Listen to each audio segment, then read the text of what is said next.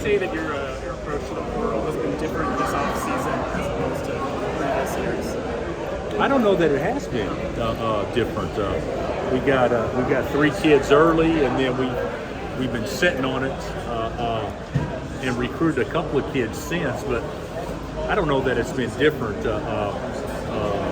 We know what we need, and we're still actively recruiting a couple of kids, which are still some opportunities available for us to do so, primarily internationally.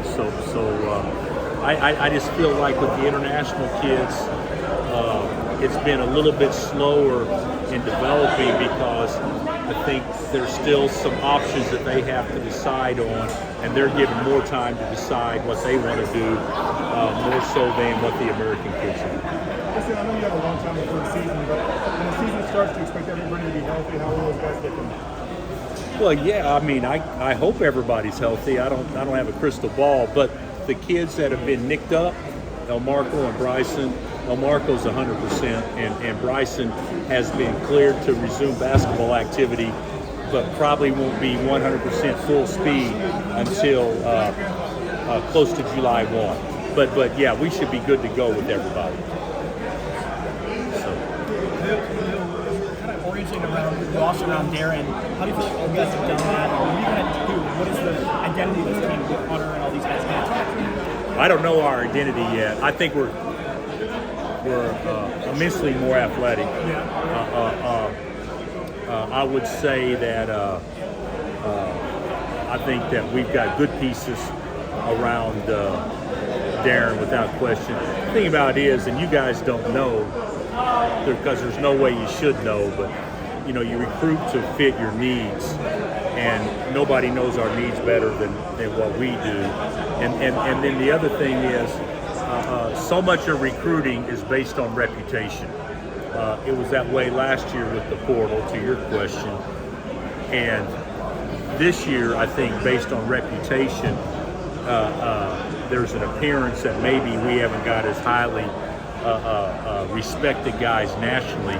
But the bottom line is, you got Bryson Tiller, who's going to be a pro. Marco's going to be healthy.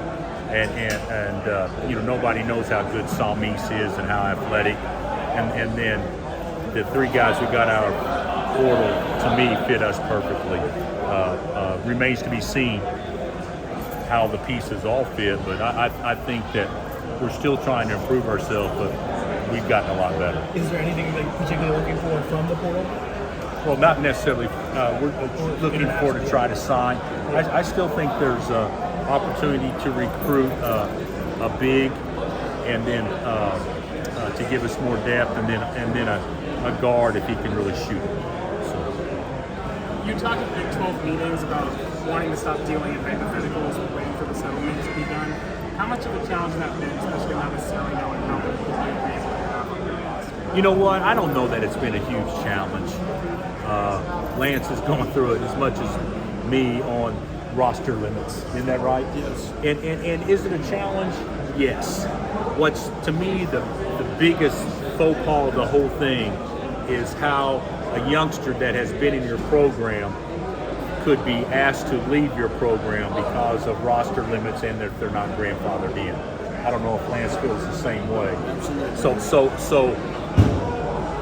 as far as putting your best team together, I don't know that that's the issue. What the issue is doing what's right as a program and a university, and from a rule standpoint that doesn't push kids out that have done absolutely nothing wrong other than want to be at your university.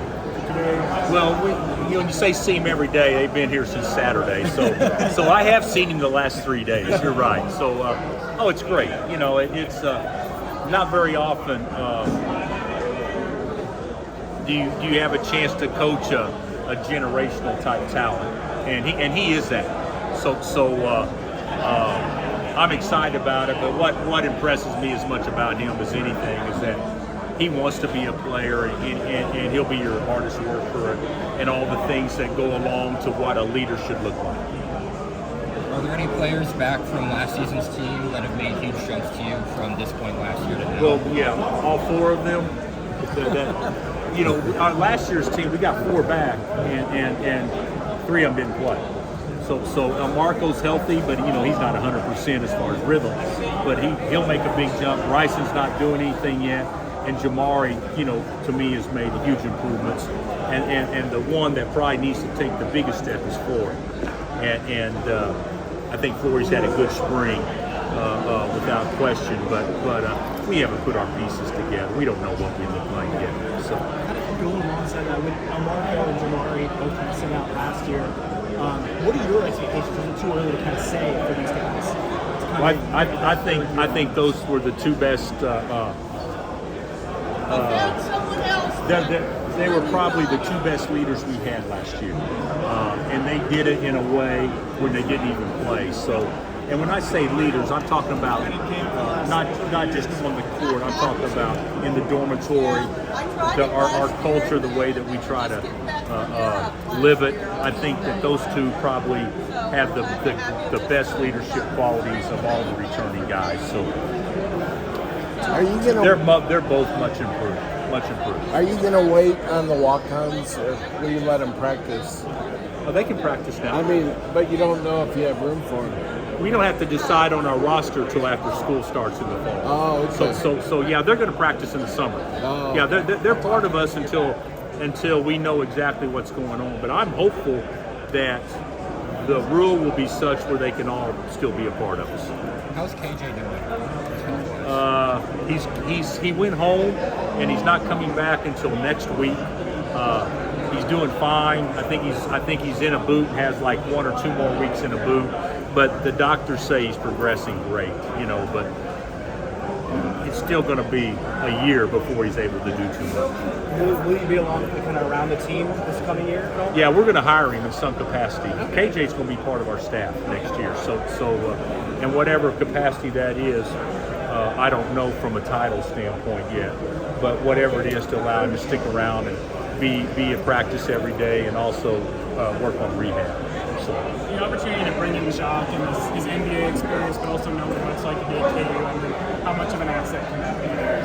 Well, I think Jacques a huge asset. I think he'll be a great hire. Losing Norm and Q, obviously, guys that we know and love and have been so loyal to us. We didn't want that, but the opportunity to replace Norm with Jacques, I think, is one that I think everybody's very excited about. What will it take to make up for the culture stuff that you're using?